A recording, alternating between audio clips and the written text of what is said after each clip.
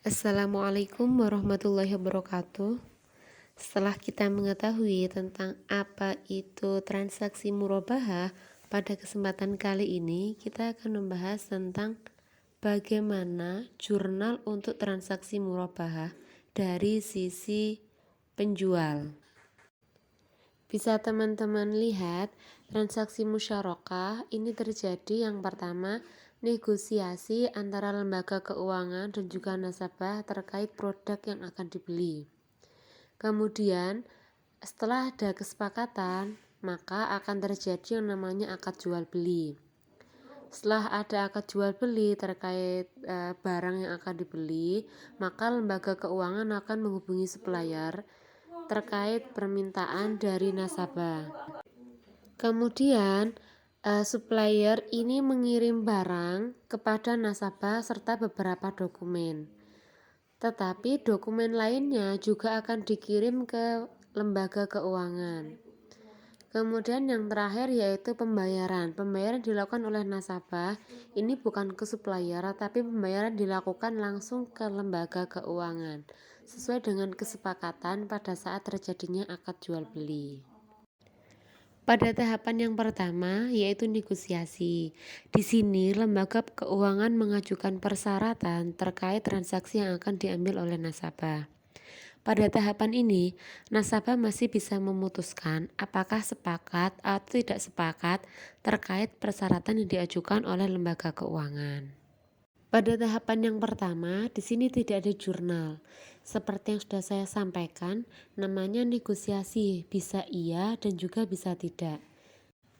Tahapan yang kedua yaitu akad jual beli. Ketika nasabah sudah sepakat dengan persyaratan yang diajukan oleh lembaga keuangan, maka terjadi yang namanya akad jual beli.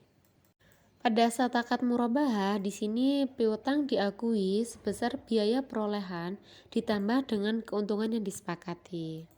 Kemudian, pada akhir periode laporan keuangan, piutang ini dinilai sebesar nilai bersih yang dapat direalisasikan.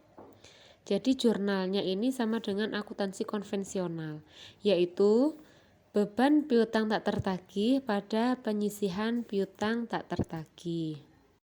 Pengakuan keuntungan murabahah ada dua cara. Yang pertama yaitu pada saat terjadinya akad murabahah, jika dilakukan secara tunai ataupun secara tangguh sepanjang masa angsuran murabahah tidak melebihi 1 periode laporan keuangan, dapat langsung diakui. Jurnalnya yaitu kas. Kas ini nilainya keuntungan tersebut, kemudian piutang murabahah, kemudian pada aset murabahah, pada keuntungan. Jadi nanti nilai piutang murabahah ini sama dengan aset murabahah, sedangkan nilai kasnya sama dengan keuntungannya. Kemudian cara yang kedua yaitu apabila masa angsuran lebih dari 1 periode laporan keuangan. Ada 3 cara. Yang pertama yaitu keuntungan diakui saat penyerahan aset murabahah dengan syarat apabila risiko penagihannya kecil. Jurnalnya sama dengan transaksi yang sebelumnya yang masanya maksimal 1 periode laporan keuangan. Kemudian yang kedua, diakui secara proporsional dengan besaran kas yang berhasil ditagih dari piutang murabahah tersebut. Jurnalnya yaitu pada saat penjualan kredit dilakukan, itu muncul jurnal piutang murabahah pada aset murabahah dan keuntungan tangguhan. Untuk piutang murabahah ini nilainya adalah total aset beserta keuntungan. Sedangkan aset murabahah itu lebih fokus ke asetnya aja, sedangkan keuntungan tangguhan adalah keuntungannya saja. Kemudian jurnal yang kedua yaitu pada saat penerimaan angsuran. Maka kas pada piutang murabahah ini nilainya total yang dibayarkan. Kemudian keuntungan tangguhan pada keuntungan murabahah. Di sini yang dicatat nominalnya lebih fokus kepada keuntungan saja pada saat ini dilakukan pencatatan. Yang ketiga, keuntungan diakui saat seluruh piutang murabahah berhasil ditagih. Jadi ini dicatatnya di akhir. Jurnalnya gimana? Jurnalnya sama dengan poin 2, yaitu ada 2 pencatatan tadi. Hanya saja pada pengakuan keuntungan saat penerimaan angsuran dibuat saat seluruh piutang telah selesai ditagih. Jurnal selanjutnya yaitu pada saat pengakuan dan pengukuran uang muka. Jadi yang pertama, uang muka diakui sebagai uang muka pembelian sebesar jumlah yang diterima. Yang kedua, pada saat barang jadi dibeli oleh pembeli, maka uang muka diakui sebagai pembayaran piutang. Yang ketiga, jika barang batal dibeli oleh pembeli, maka uang muka dikembalikan kepada pembeli setelah diperhitungkan dengan biaya-biaya yang telah dikeluarkan oleh penjual. Jurnal yang terkait dengan penerimaan uang muka yang pertama adalah penerimaan uang muka dari pembeli atau dari nasabah.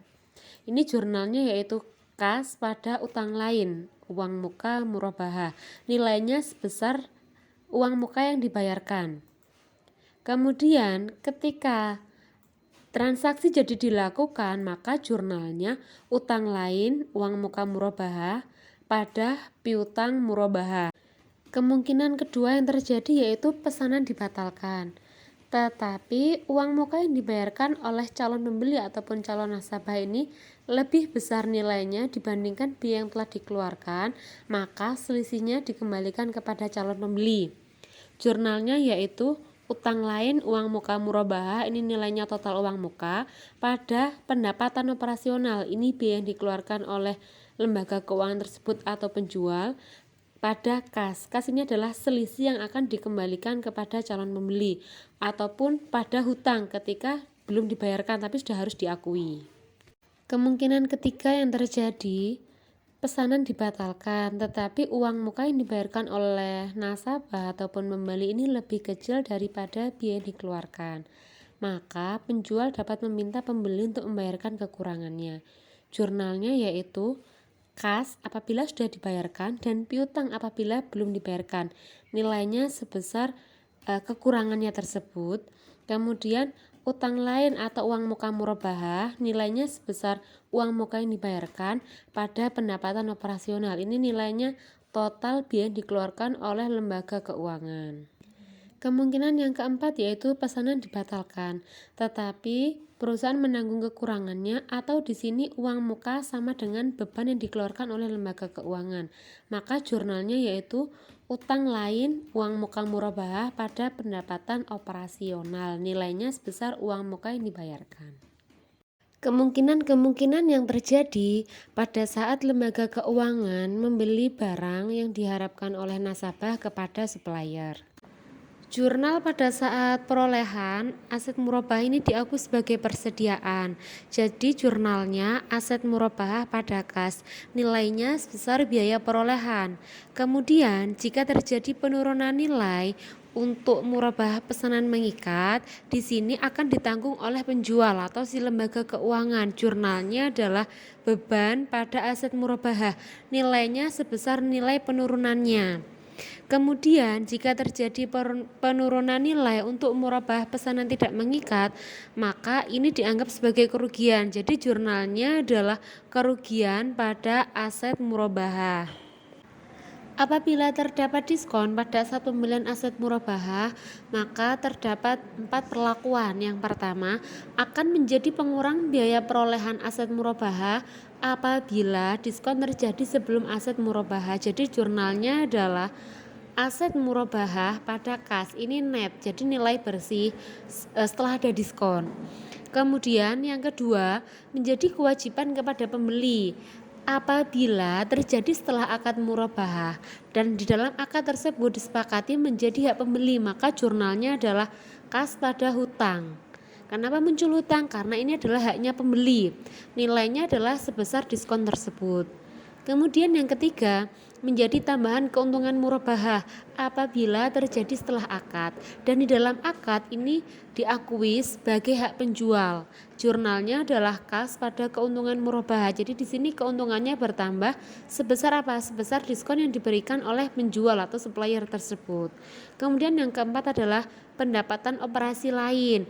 Jadi apabila dalam akad tersebut tidak ada perjanjian terkait diskon, maka ini akan menjadi pendapatan operasional lain. Jurnalnya adalah kas pada pendapatan operasional lain. Nilainya adalah sebesar diskon tersebut. Kemudian, apabila tadi adalah menjadi haknya pembeli atau nasabah, di sini si penjual atau lembaga keuangan punya wajib atas mengembalikan dana tersebut. Jadi ada dua jurnal atau dua pilihan jurnal. Yang pertama adalah apabila dilakukan pembayaran kepada pembeli. Jadi ketika kita bayarkan kepada pembeli, jurnalnya adalah utang pada kas, nilainya adalah sebesar diskon tadi. Karena di sebelumnya tadi kan kas pada hutang, jadi ketika dibayarkan jurnalnya adalah utang pada kas. Kemudian akan dipindahkan sebagai dana kebajikan apabila di sini pembeli tidak dapat dijangkau atau nasabah ini mengikhlaskan, maka lembaga keuangan akan menjurnal yaitu hutang pada kas sebesar nilai diskon. Kemudian muncul satu jurnal lagi yaitu dana kebajikan berupa kas pada dana kebajikan berupa pendapatan denda. Nilainya adalah sebesar diskon yang diberikan.